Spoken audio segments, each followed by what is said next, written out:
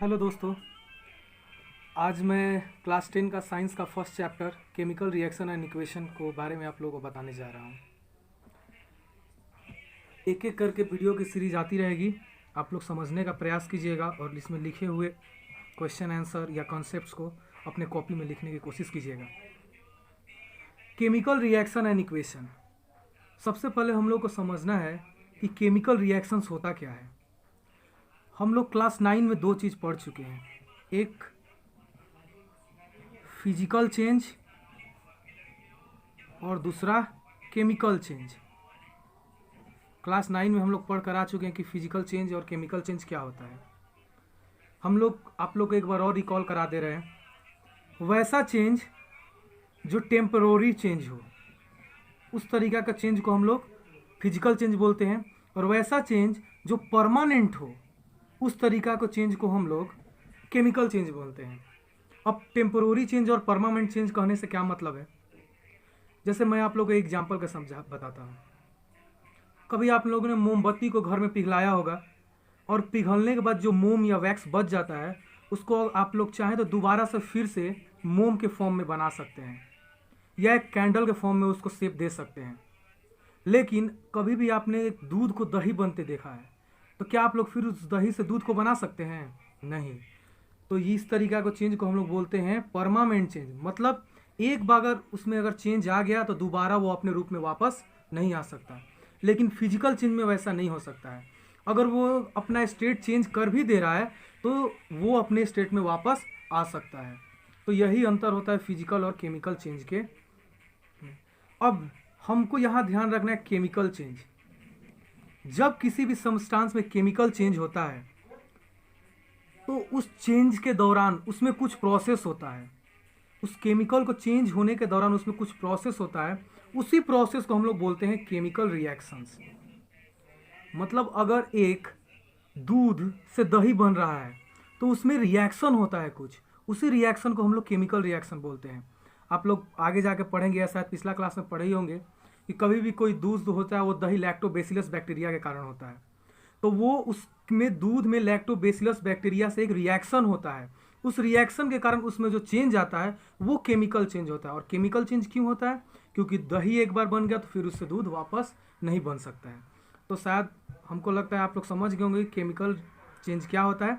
और chemical change जब होता है उसी प्रोसेस को हम लोग बोलते हैं केमिकल रिएक्शन। आप इसका डेफिनेशन से अच्छे समझ सकते हैं कि substance undergo chemical change to produce new chemical substance with new properties। मतलब क्या? जैसे आप लोग एग्जाम्पल के साथ समझाते हैं। एक सोडियम एक बहुत हाईली रिएक्टिव एलिमेंट है। अगर आप इसको खुले हवा में रखेंगे तो ये तुरंत आग पकड़ लेगा। अगर आप इसको मुंह में डालेंगे तो मुंह में आग लग जाएगा, मुंह के अंदर ब्लास्ट हो सकता है। इसलिए हमेशा सोडियम को और पोटेशियम को केरोसिन ऑयल में हम लोग डुबा के रखते हैं। और क्लोरीन एक बहुत पॉइजनस गैस है। लेकिन देखिए केमिकल रिएक्शन से क्या चमत्कार होता है। जब हम सोडियम का रिएक्शन केमिकल क्लोरीन से करवाते हैं तो NaCl बनता है, जो कि एक कॉमन सॉल्ट है। जो हम लोग घर में नमक का यूज करते हैं वही है NaCl, sodium chloride, that is common salt, जिसका हम लोग डेली घर में खाते हैं। देखिए सोडियम को हम मुंह में रखते ब्लास्ट हो सकता है और क्लोरीन पॉइजनस है। लेकिन जब ये दोनों आपस में मिक्स होता है तो एकदम अलग प्रॉपर्टी प्रोड्यूस हो जा रहा है, जिसको हम लोग खा भी सकते हैं, यूज भी कर सकते हैं। दैट मीन्स केमिकल रिएक्शन एक ऐसा प्रोसेस है जिसके अंदर उसके जो पार्टिसिपेंट है, अगर वो एक दूसरा से आपस में रिएक्शन करते हैं तो उससे बनने वाला प्रोडक्ट में एकदम उससे अलग प्रॉपर्टी पाया जाता है। जैसे आप लोग एक और एग्जांपल से समझ सकते हैं। एक बॉक्स लिए, एक बॉक्स में आपने हाइड्रोजन गैस को डाला और फिर उसमें ऑक्सीजन गैस को डाला।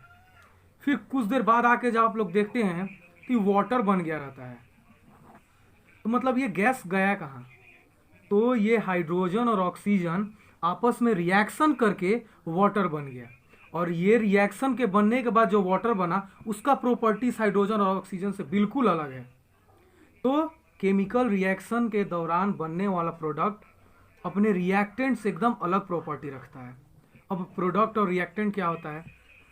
तो केमिकल रिएक्शन के दौरान जो एलिमेंट पार्टिसिपेट करते हैं या जो कंपाउंड पार्टिसिपेट करता है, उन पार्टिसिपेंट्स को हम लोग रिएक्टेंट बोलते हैं।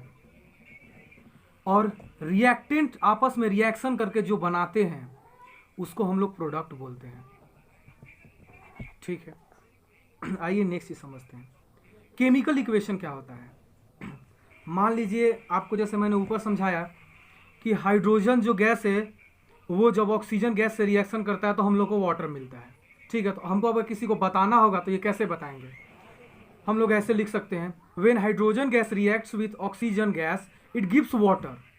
ये तो इतना स्टेटमेंट लिखना पड़ेगा, और उसी तरीके से अगर बड़ा बड़ा रिएक्शन रहा तो इतना स्टेटमेंट लिखने से बहुत लेंदी हो जाएगा। इसी को हम लोग अपने तरीके से या सहूलियत के लिए हम लोग केमिकल रिएक्शन का या केमिकल इक्वेशन का यूज करते हैं।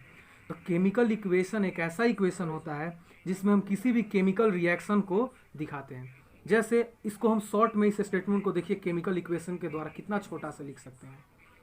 कभी भी अगर कोई हाइड्रोजन गैस ऑक्सीजन गैस से रिएक्ट करता है तो उससे क्या बनता है, हमेशा H2O वाटर बनता है। ठीक है, यहाँ पे इसको बैलेंस कर देते हैं। और बैलेंसिंग क्या होता है वो आप लोगों को हम अगले वीडियो में बताएंगे। ये इंट्रोडक्शन वीडियो था, इतना ही अभी तक।